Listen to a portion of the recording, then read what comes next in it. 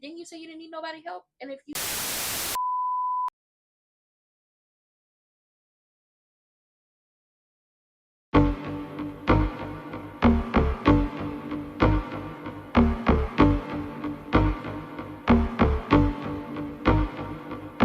And for the record, I ain't even plead the fifth. baby, let's talk about Monday Night Raw. So let's talk about the girls. Okay, so Bailey has a match and it's against Roxanne. Okay, now she asked Lyra to come out to match with her, be cool and everything. And Lyra's very confused because of their interaction last week. And it's just like, girl, she crazy.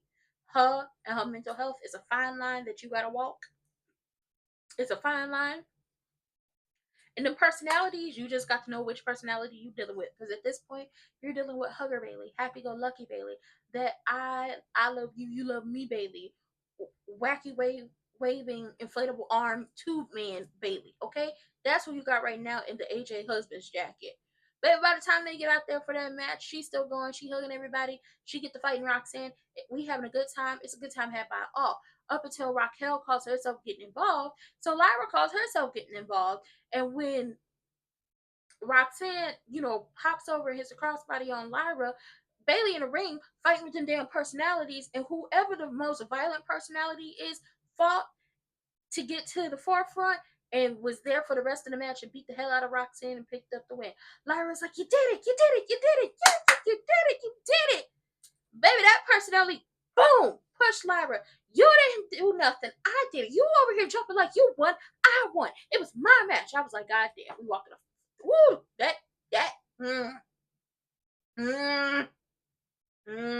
if you know, you know. Okay. Maxine had to go talk to Adam because she's like, I've been training, I've been working, I've been doubling up on everything. I got the bruises, the scars to prove it. I just want an opportunity. And he's like, listen, you know how deep and how deep this women's division is, how great this women's division is. When I find the perfect person for you to face off against, you will have it. Now, if y'all don't know, Maxine has been, doing her damn thing over there on Main Event. So y'all go check her out. They just have to be willing to give her more opportunities. Now, AJ and Dragon Lee is sick of the mockeries. Okay, it's 3 of them. We tired. We threw a basura, is what Dragon Lee said. Okay, he said there are mockery to his culture, and he not gonna have it no more. And AJ said, I'm petty. I'm PE to the TTY. Okay, I'm petty, and you know how petty I'm willing to get to hurt somebody. Fix this and stop signing them. I was like, Mr. Silkpress, I'm with you. Stop signing them, okay? Adam, what's going on there? You need an assistant because this is too much. Mind you, when the show started, Rusev had fake ass Tom Selleck hemmed up backstage when everybody was walking through. He would talk crazy to him. So fake ass Tom Selleck tries to get Finn to go out there and fight Rusev, and he said, I'm busy. And even if I wasn't busy, didn't you say you didn't need nobody help? And if you did need somebody help, why don't you call the mockeries to help you? Mm-hmm. Oh, they're back. They're back in Mexico. Oh, well, it looked like you don't need help. He finally convinces JD McBighead to go out there and fight for him by way of Roxanne hopping herself up into the business before her match with Bailey. And we find out the fake ass Tom Selleck had already had it set up for JD McBighead to go out there and fight Rusev on his behalf. That ain't that about a bit. So when he go out there and fight, listen, JD felt bad for JD. JD was fighting back. JD was doing his best to fight back against Rusev, but it wasn't enough. He would try his best, his hardest. At some point, he had him down for a while, but it was not good enough. That man got him into the accolade, and was holding on.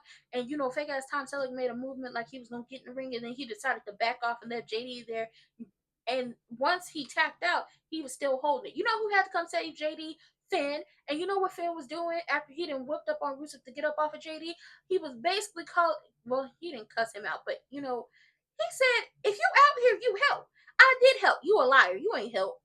You was about to dip that toe in that ring and then decided not to. You set JD up to get beat up, and you just as scandalous as ever. Just scandalous. Now, it was Penta and the War Raiders versus the New Day and Grayson, right?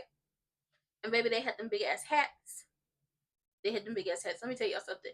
With this being a no DQ match, they over here beating the hell out of each other. There was never not a moment where everybody was down. They were beating the absolute hell out of each other. They did have them big ass funeral hats, and the War Raiders and Penta hit the walk. Okay, the best cuntiest walk I've ever seen. They hit that walk. But the War Raiders is like they done with the New Day. They won Penta and the War Raiders won the match, and I enjoyed the match. They said they done with the New Day. They on to bigger and better things, and bigger and better things is getting that gold back around their waist. Stop playing with them. And Penta is like, he done too. Now everybody love Penta. Why the New Day don't love Penta? What's your issue with me? But he called fake ass Thompson like everything but a child of God. He didn't say that, but that's what I felt he did, and told him he was coming for the Intercontinental Championship. And y'all mad at him. The New Day possibly mad at him because y'all feel like he's dangerous, but yes, he's the most dangerous man when he after what he won't. Okay, and he hit an Avalanche Mexican Destroyer on Grayson. I said, somebody go get him some milk. Get him some Tussin. That'll help him. Lord, it was messy. It was messy. Okay, I loved it. Now, baby Stephanie came out. She said hey to the people. She thanked the folks for, cheering for her and being there for her. She said she beat one of the best female wrestlers to ever do it, which is Io. And she's now the champion. She survived good times and sacrificed a lot to get here in WWE and make her dream come true, and that's become champion. And she wouldn't have been able to do it without the love and support of her father, who was in the audience. He was also at WrestlePalooza. Shout out to her. She's going to be a fighting champion. The girls don't want it with her. Nobody in the back wants it with La Primera. She will be on SmackDown on Friday to figure out who her crown jewel opponent is going to be. So we're going to see what happens there. But yeah, we finna have us a good old time with Stephanie's reign as champion. Now, when she gets to the back, Nikki is congratulating her. Big Mama is like, I already told you I'm coming for her. And she was like, Mommy, I'm ready. Asuka rolled up and said, you didn't deserve to win. Io deserved to win. And got to talking crazy to Stephanie. And Stephanie was like, anytime you want it, you can get it. It's whatever you trying to do. Nikki is telling Asuka she's wrong as two left shoes. Rhea is telling Asuka she's wrong as two left shoes. And Asuka don't care because y'all ain't going to tell her nothing. So when Rhea tells Asuka, out of respect for Io, I've been holding back on getting you. Okay, I've been holding back on rag tagging you, but no more. She said, girl, you're not ready for me. And she was like, I've been ready for you. And baby, they had a match scheduled for the main event. Now, speaking of stuff between the main event,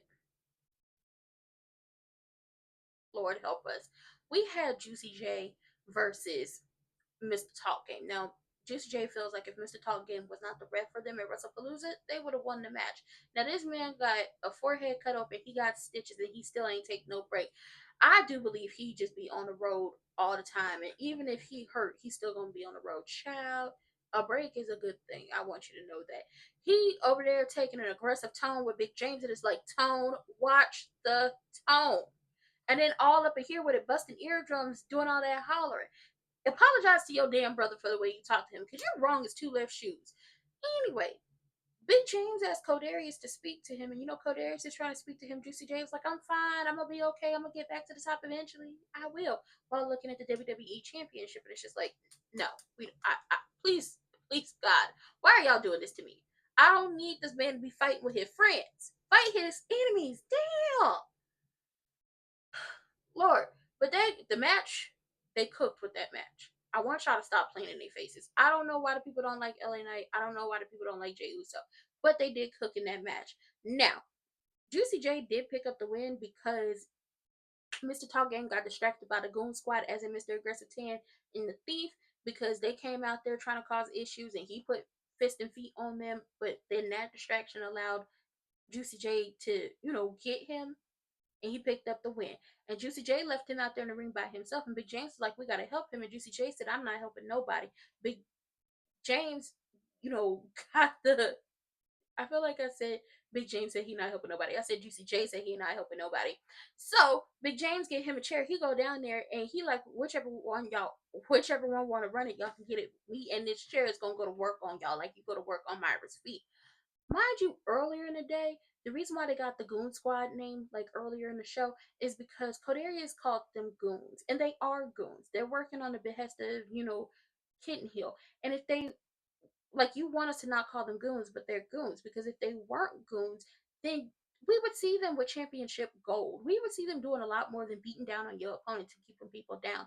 And Codarius was right. The question isn't what I think about you. The question is what you think about yourself. And your wife over here pacing, talking about everybody's out to get y'all. You think everybody's out to get you, but you also feel like you need to be the center of everything. So whatever happens at Crown Jewel is going to happen at Crown Jewel. Now with Asuka and Rhea, they fed us good in that match. Now, the issue was Kyrie was being told, you need to go handle up on her. And when Kyrie went to go handle up on Rhea, Rhea caught her, but Asuka knocked into her, which allowed Rhea to pick up the win. But then Asuka missed Big Mama in the face and had her writhing in pain. And then her and Kyrie got the jump at her. Then Io came out trying to save her, but then she got jumped by the Kabuki Warriors. And I said, oh, hell, this is messy.